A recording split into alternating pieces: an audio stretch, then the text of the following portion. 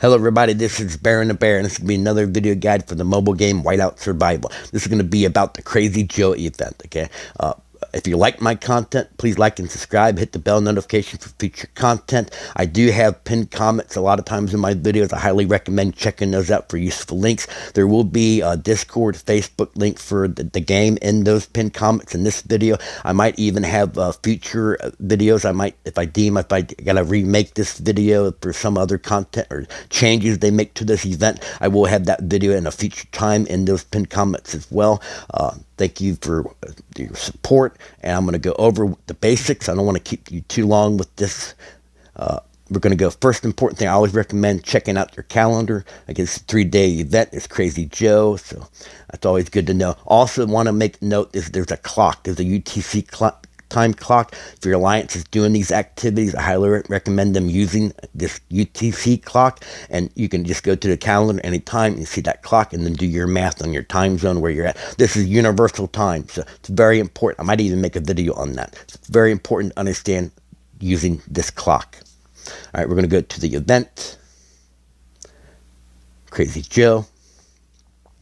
Now, I'm not going to go over a lot of these things too much. I don't have time, but I will emphasize that this is you can participate in this event 2 times every time this runs for 3 days. So if you participate at once, don't worry if you don't see rewards and whatnot and everything. You will see those once your alliance does this the second time when this event runs. So those will show up, and you will get the rewards. I think what it says within 12 hours after the last time you guys participate. So don't leave your alliance. Okay, so might be a good rule of thumb to stay in your alliance for 12 hours until after this event is over, and then you'll get the rewards. That might be the best suggestion. So don't guild hop if you want to get these rewards if you haven't gotten them yet. That's my tip on that. We're going to go to this thing here.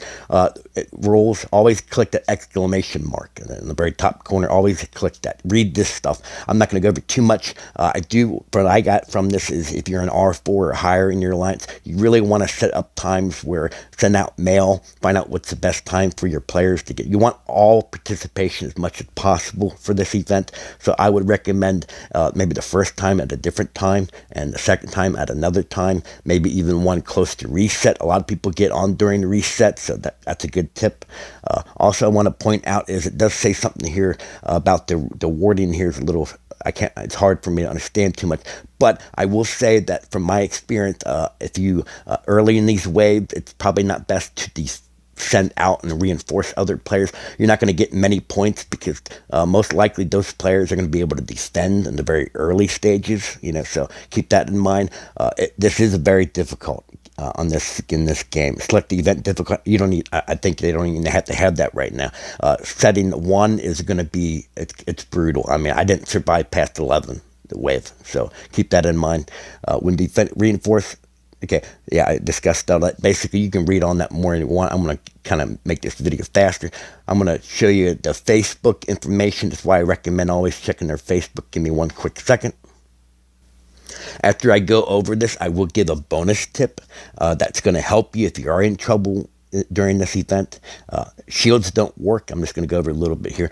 This is very important to know. On wave 7, 14, and 17, only a few members will be attacked. So if you don't see a march coming to your base, I would definitely go and send some troops to other people's bases that are near you that you can reach before they get attacked on those waves. Once again, 7, 14, 17, you're probably not going to get 14 and 17. So don't lose heart.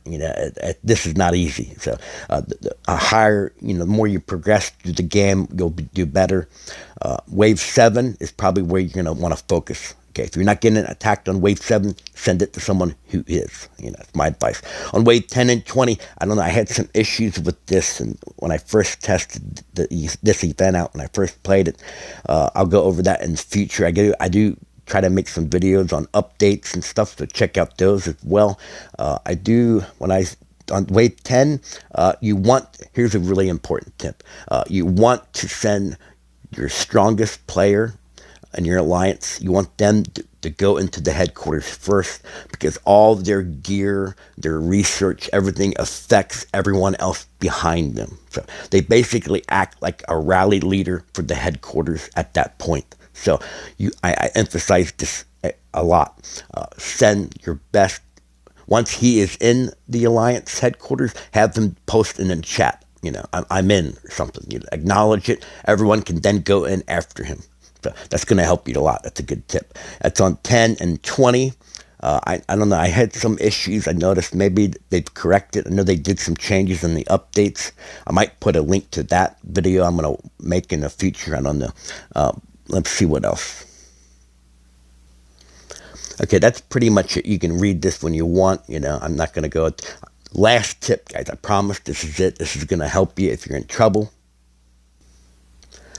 Okay, it's a little chaotic during this event, but I highly recommend, keep looking at your reports. Check out your reports. See how you're doing. I might make another video in the future at some time explaining more about battle reports, but look how you're doing. If you're starting to struggle, maybe ask for help from your alliance. If you lose a battle and you click your map and you look and you see your base, if it ever comes up, if you see your base and it's burning, you might want, don't worry about the shields. This is from the update. They always do that in these games. If you're burning, you lost the battle. Okay, so at that point, you want to type in something like this. Like, let me give you a second here. Okay, just type in, "I need help, please," and then post that. And then after you do that, then go to your base outside of the map. On the very top right, there's like a little 3 circle thing. Click that, and you want to click Alliance. Okay, once you click Alliance, it will put a designation down in the chat, and then somebody can then click it and then go right to you and hit reinforcements, and they can send to you. So, it's not going to help you just if everyone's crying to help me on the chat if you don't link your location. So that's a good tip. Okay, I'm going to keep this video short. I do want to discuss some things I notice about this. I do make some feedback every now and then. Some of the videos, I feel like there's some kind of need for it. Maybe I shouldn't do that. Maybe some people might take that wrong. But I do notice that I wish that the spawn location for Crazy Joe was maybe a little bit farther away. I am right over here. And, I moved or something. But I noticed it was like right over here. It was too close. All these wave lines were just coming. I didn't know what was going on. I couldn't tell who was being attacked where. They might also, I haven't seen done in other games, but maybe they would be willing to maybe even make one of those lines, if you're being marched on, make that line a different color so it stands out, so you know that that march is coming to your base. That might be helpful. Another tip would be is that they could lighten the march color, so that it's not so strong. So, all the marches, I can't tell what's going on. So, hopefully they can maybe use that advice and maybe do some things later on. I would also recommend, one last thing, I would recommend maybe reducing the difficulty for level 1. I know, it's not really going to matter because people will progress and they'll do better.